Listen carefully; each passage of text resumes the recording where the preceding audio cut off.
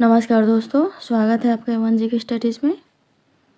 आज की वीडियो में हम लेकर आए हैं हिंदी व्याकरण के टॉप क्वेश्चन आंसर जो परीक्षा में हमेशा पूछे जाते हैं।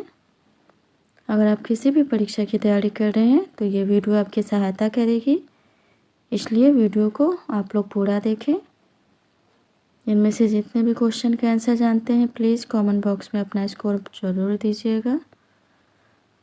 और चैनल पे पहली बार आए हैं तो चैनल को भी सब्सक्राइब ज़रूर कर लीजिए। चलिए आगे बढ़ते हैं। आज का आपका पहला सवाल है, किस वर्ण का उच्चारण स्थान कंठ तालु है? आपके ऑप्शन से ए ह, बी छ, सी ओ, डी ए। सही जवाब है ऑप्शन डी ए। ए का उच्चारण स्थान कंठ तालु है। अगला सवाल, मूर्धन्य अल्पप्राण अघोष वर्ण का उदाहरण कौन सा है? आपके ऑप्शन से ए ट, बी च, सी र, डी द। मूर्धन्य अल्पप्राण अघोष वर्ण का उदाहरण कौन सा है? सही जवाब ऑप्शन ए ट। ट मूर्धन्य अल्पप्राण अघोष वर्ण का उदाहरण है। अगला सवाल है, निम्नलिखित में से किस शब्द की वर्तनी अशुद्ध है? आपके ऑप्शन से ए याज्ञवल्क्य, बी हस्तक्षेप, डी सदृश, डी गृहिणी। बताइए। सही जवाब है ऑप्शन ए याज्ञवल्क्य। याज्ञवल्क्य की शुद्ध वर्तनी याज्ञवल्क्य है। अगला सवाल, हिंदी वर्णमाला में कुल कितने अयोगवाह हैं? आपके ऑप्शन से ए 4, बी 2, सी 5, डी 3। हिंदी वर्णमाला में कुल कितने अयोगवाह हैं? बताइए। सही जवाब ऑप्शन बी 2। हिंदी वर्णमाला में कुल 2 अयोगवाह हैं। अनुस्वार और विसर्ग, ये 2 अयोगवाह हैं। अगला सवाल, इनमें से कौन सा शब्द जातिवाचक संज्ञा है? आपके ऑप्शन से ए परिवार, बी मोहन, सी मनुष्य, डी कृष्ण। कौन सा शब्द जातिवाचक संज्ञा है? बताइए। सही जवाब ऑप्शन सी मनुष्य। मनुष्य शब्द जातिवाचक संज्ञा है। अगला सवाल, इंद्रिय का विशेषण शब्द है। आपके ऑप्शन से ए ऐन्द्रिय, बी इंद्रिक, सी इंद्रिय, डी ऐन्द्री। इंद्रिय का विशेषण शब्द क्या है? बताइए। सही जवाब ऑप्शन ए ऐन्द्रिय। इंद्रिय का विशेषण शब्द ऐन्द्रिय है, याद रखिएगा। अगला सवाल, क वर्ग में घोष व्यंजन वर्ण कितने हैं? आपके ऑप्शन से ए 3, बी 4, सी 2, डी 1। क वर्ग में घोष व्यंजन वर्ण कितने हैं? सही जवाब ऑप्शन ए 3। क वर्ग में घोष व्यंजन वर्ण 3 है। ग, घ और अंग प्रत्येक वर्ग का तीसरा, चौथा और 5वां व्यंजन घोष या सघोष होता है। अगला सवाल, भाषा की मूल इकाई क्या है? भाषा की मूल इकाई क्या है? आपके ऑप्शन से ए ध्वनि, बी संकेत, सी वर्णमाला, डी अक्षर। बताइए। सही जवाब है ऑप्शन ए ध्वनि। भाषा की मूल इकाई ध्वनि है। अगला सवाल, जैसा करोगे वैसा भरोगे में सर्वनाम का कौन सा भेद है? आपके ऑप्शन से ए अनिश्चयवाचक, बी निश्चयवाचक, सी संबंधवाचक, डी प्रश्नवाचक। बताइए। सही जवाब ऑप्शन सी संबंधवाचक। जैसा करोगे वैसा भरोगे में संबंधवाचक सर्वनाम है। अगला सवाल, जो सर्वनाम संज्ञा शब्दों के मेल से बनते हैं उन्हें क्या कहते हैं? आपके ऑप्शन से ए संबंधवाचक सर्वनाम, बी अविकारी सर्वनाम, सी संयुक्त सर्वनाम, डी विकारी सर्वनाम। बताइए। सही जवाब है ऑप्शन सी संयुक्त सर्वनाम। जो सर्वनाम संज्ञा शब्दों के मेल से बनते हैं उन्हें संयुक्त सर्वनाम कहते हैं। अगला सवाल, यद्यपि में प्रयुक्त संधि का नाम क्या है?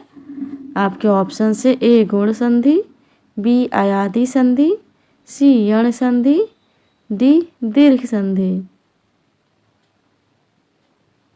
बताइए। सही जवाब है ऑप्शन सी यण संधि। यद्यपि में यण संधि है। अगला सवाल, हर काम को देर से करने वाला के लिए एक शब्द है। आपके ऑप्शन से ए दीर्घदर्शी, बी अदूरदर्शी, सी विलंबी, डी दीर्घसूत्री। बताइए। सही जवाब है ऑप्शन डी दीर्घसूत्री। हर काम को देर से करने वाला वाक्यांश के लिए एक शब्द है दीर्घसूत्री।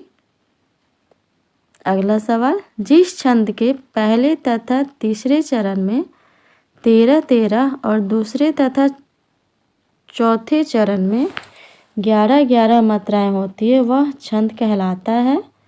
आपके ऑप्शन से ए रोला, बी चौपाई, सी कुंडलियां, डी दोहा।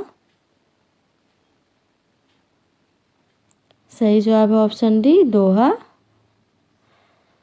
दोहा छंद में पहले तथा तीसरे चरण में 13-13 और दूसरे और चौथे चरण में 11-11 मात्राएं होती हैं। अगला सवाल, आँख का नीर ढल जाना का अर्थ है।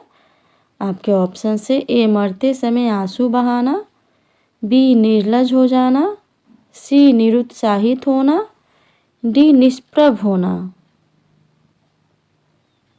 आँख का नीर ढल जाना का अर्थ क्या है? सही जवाब है ऑप्शन बी निर्लज हो जाना। आँख का नीर ढल जाना का अर्थ है निर्लज हो जाना, याद रखिएगा। अगला सवाल, भाषा के आधार पर भारतीय राज्यों की पुनः संरचना कब हुई थी?